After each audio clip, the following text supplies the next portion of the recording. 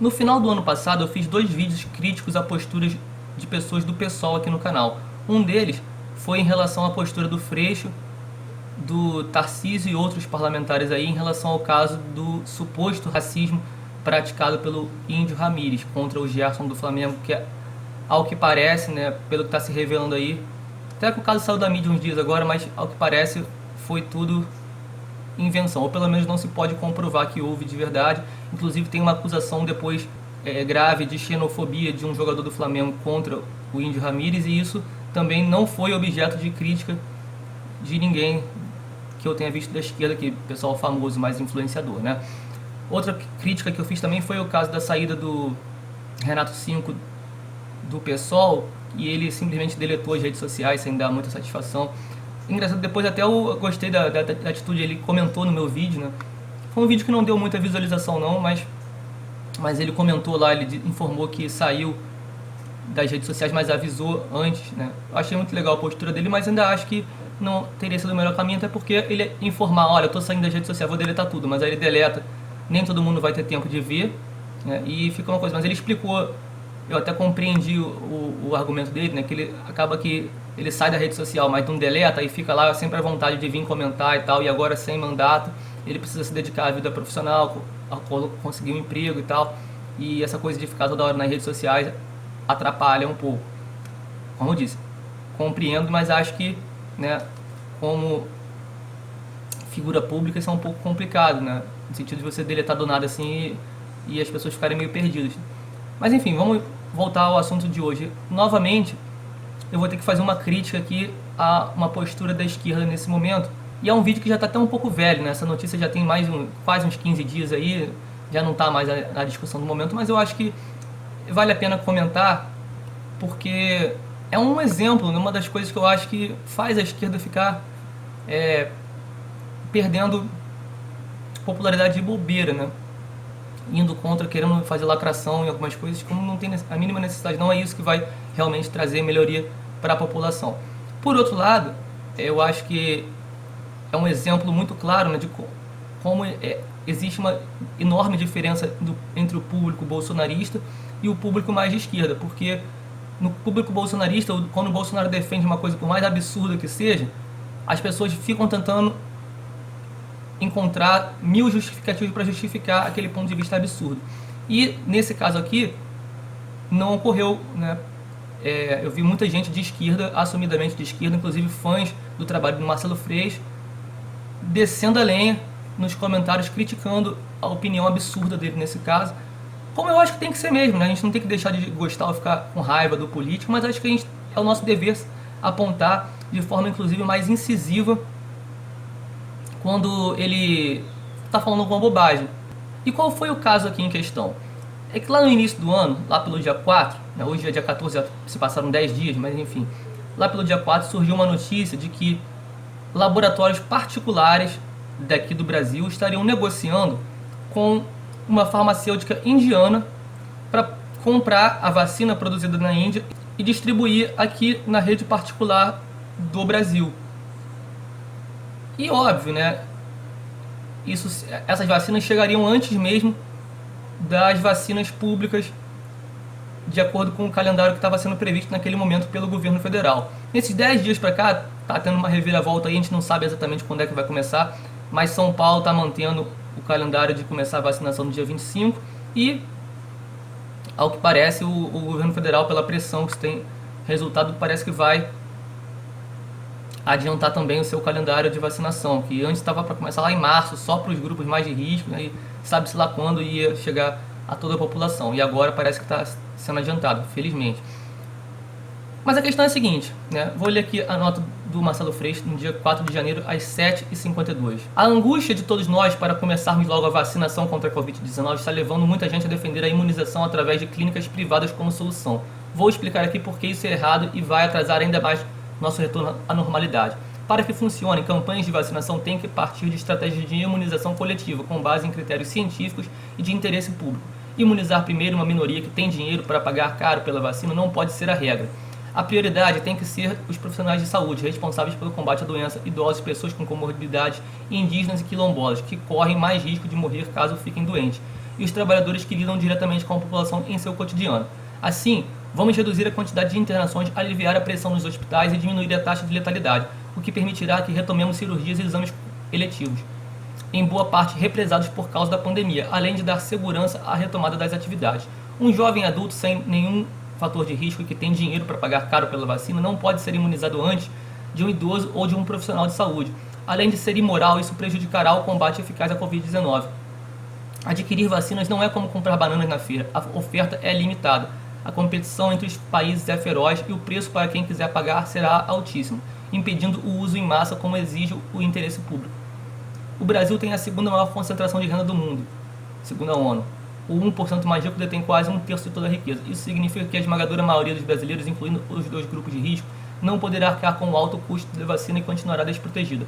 Isso tem graves consequências, como explicou a epidemiologista e professora Ethel Maciel. Quando uma pequena fração da população se vacina e a maioria segue exposta, se o vírus sofrer uma mutação e fazer com que todo o esforço seja desperdiçado. Além disso, essa minoria com condições de pagar pela vacina poderá seguir carregando o vírus nas mãos, roupas e sapatos, por exemplo, colocando em risco a maioria da população que não tem dinheiro para se imunizar. Diante da oferta escassa, cada vacina destinada a quem pode pagar é uma vacina a menos para profissionais de saúde e grupos de risco. A prioridade tem que ser o sistema público em acordo com o Plano Nacional, como tem feito países que atuam de forma responsável na pandemia. Essas 5 milhões de doses são obviamente muito bem-vindas, mas têm que ser direcionadas ao SUS para complementar a estratégia nacional com as vacinas da Fiocruz/AstraZeneca e Butantan/Coronavac, reforçando as 3 primeiras etapas do plano de imunização. O SUS é referência mundial em campanhas de vacinação em massa. Em 2010 foram vacinados 27 milhões por mês na pandemia de H1N1. Nosso papel é seguir pressionando o governo a brigar por mais vacinas, pela distribuição gratuita e pela prioridade aos grupos de risco. Só venceremos o fato de a Covid ter, se seguirmos uma estratégia coletiva de imunização que coloca o interesse público em primeiro lugar. Defender a venda de vacinas a preços altíssimos que beneficia somente quem pode pagar não vai nos tirar do buraco. E aí teve um outro, na verdade a polêmica começou no dia 3, né? Esse eu li, foi o segundo comentário dele já em resposta aos comentários negativos que ele recebeu no primeiro. O primeiro post do Freixo foi 3 de janeiro às 20h54 da noite. A vacina é direito, não é privilégio. E aí ele compartilha um tweet dele que urgente. Clínicas privadas estão comprando 5 milhões de doses de vacina. Não permitiremos que a imunização seja tratada como um privilégio. Ela é direito de todos, tem que seguir critérios do SUS e ser feita gratuitamente, priorizando grupos de risco e não quem tem dinheiro para furar a fila. Tudo isso aí que o Freixo fala parece muito bonito na teoria. É óbvio que eu concordo que a vacinação ela tem que ser gratuita, universal e tem que privilegiar primeiramente as pessoas que precisam mais dela, aquelas que são mais vulneráveis, os idosos, os indígenas, os quilombolas, os portadores de alguma comorbidade, os profissionais da área da saúde que estão na linha de frente. Isso tudo é óbvio. O problema é que a gente está no governo do Bolsonaro, um cara que comprovadamente joga a favor do vírus, quer postergar a vacinação o máximo possível, porque sabe que quanto mais a pandemia durar, mais ele vai poder usar como desculpa para justificar o seu resultado péssimo, pífio, horroroso na área da economia. E é claro, nesse sentido, que nós, enquanto oposição, e a sociedade civil de um modo geral, inclusive as pessoas que são partidárias do governo de alguma forma, todo mundo tem que pressionar o governo para que faça com que ele distribua essa vacina o mais rapidamente possível. Isso é evidente. Mas a questão é o seguinte: enquanto isso, até lá, se o governo demorar até março para colocar essa vacina em circulação, não vai ser, provavelmente vai ser adiantado pela pressão que foi feita. Mas se o governo só fosse começar a distribuir a vacina em março, as pessoas que têm condição financeira não podem dar o seu jeito para conseguir se proteger. Aí, será que a gente vai ter que nivelar a sociedade por baixo mesmo? Tipo assim, quer dizer, somente em março que os idosos e os grupos mais de risco vão ter acesso à vacina. Então quem for idoso e rico não pode tentar comprar por fora uma outra vacina. Repare, essa vacina indiana ela não está nos planos de compra nem do governo federal, nem de nenhum dos governos estaduais ou municipais aqui do Brasil. Seria uma compra feita por entidades privadas do nosso país. Seriam vacinas a mais daquelas que já estão. Não é como se a gente fosse tirar vacinas da população em geral para privilegiar pessoas mais ricas. Não, essas vacinas, se não forem compradas pelas pessoas mais ricas, elas não vão também para a população mais pobre do nosso país, elas vão ficar lá na Índia mesmo. Parece que houve uma reviravolta depois, nesse meio tempo aí, e o próprio governo da Índia proibiu que as empresas indianas vendessem para fora enquanto não se vacinasse os grupos mais de risco lá do próprio país. E aí, beleza, o governo da Índia fez o melhor em defesa do interesse da sua população. Perfeito. Agora, não faz sentido que um deputado brasileiro seja contra que as pessoas que possam pagar pela vacina recebam a vacina primeiramente. Essa situação aí que ele falou, que a vacinação de uma parte da população, isso estimula o vírus a sofrer mutação e daqui a pouco não ser mais combatido pela vacina, isso é besteira. Isso não tem o mínimo respaldo. Na verdade, existe a preocupação sim que o vírus possa sofrer mutação, e ele pode e em algum momento provavelmente vai sofrer mutação, independentemente de uma parte da população ter sido vacinada ou não. Mas isso não é motivo para que as pessoas que nesse meio tempo, enquanto não sai a vacinação para todos, elas não possam comprar vacinas, mas elas fiquem proibidas. Dizer que é imoral que uma pessoa rica possa comprar uma vacina por fora, uma vacina que não está sendo tirada de uma pessoa pobre, pelo menos não aqui do próprio país, isso é um absurdo completo. A gente tem que fazer pressão sim, mas a pressão tem que ser no governo federal e nos outros governos, né, outras esferas do poder. Não nas empresas particulares. A empresa particular, a clínica de saúde, ela não pode ser criminalizada porque está indo fora do país buscar uma vacina que a população não teria acesso de qualquer forma. As pessoas que forem comprar a vacina, que querem se proteger o mais rápido possível, elas também não podem ser tratadas como se não estivessem pensando, como se estivessem fazendo algum dano ao interesse coletivo. É claro que é possível que uma pessoa rica pudesse também comprar a vacina por fora e ao invés de se imunizar, doar para um velhinho mais pobre. É possível? É, mas não é obrigatório, né? E de qualquer forma, a pessoa, se ela quiser se proteger o mais rápido possível, porque assim, né, todo mundo tem o direito de buscar a própria sobrevivência e o melhor conforto e melhores interesses para a sua própria vida o mais rápido possível. Se a pessoa quiser se proteger o mais rápido possível, isso não pode ser também visto como se fosse uma coisa egoísta ou nada nesse sentido. O meu comentário lá foi basicamente esse. O problema, Freixo, é que você está querendo que as clínicas particulares comprem essas vacinas para dar para o governo, ou então não comprem. Isso não faz sentido. Aí você está agindo igual a galera que cobra que esquerdista tem que fazer voto de pobreza e doar tudo que tem. O erro é do governo de não comprar vacina, não das clínicas nem de quem quer pagar para ela. Essa situação que você falou sobre mutações não faz sentido nenhum. A mutação pode acontecer com ou sem uma parte da população vacinada.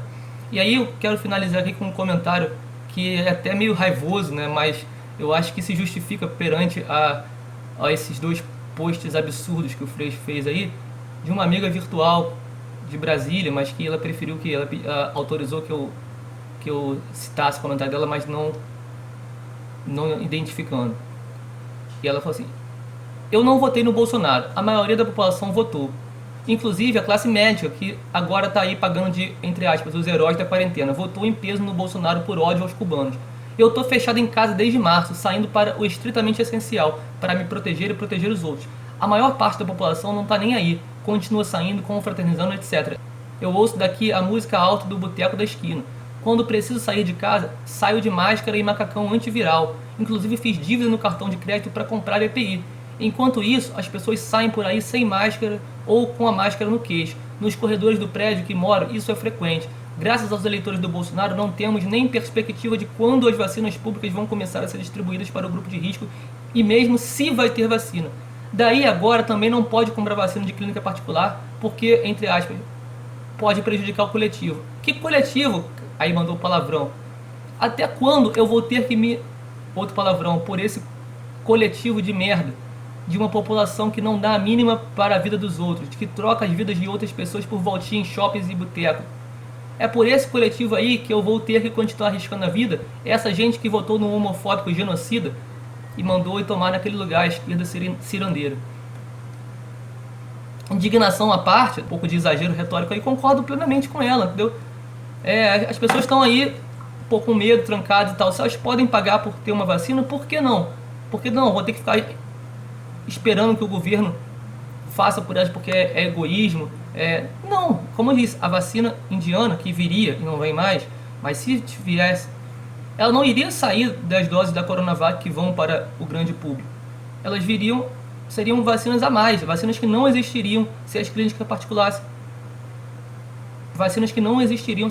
particulares não trouxessem para o Brasil. Então, esse tipo de argumentação parece que é mais aquela coisa da esquerda cirandeira mesmo, de querer sempre marcar posição, de querer sempre defender o que não tem cabimento, né? Sempre estar contra fazer algum tipo de rebu na opinião pública para chamar atenção e sempre querer ficar demonizando a iniciativa privada.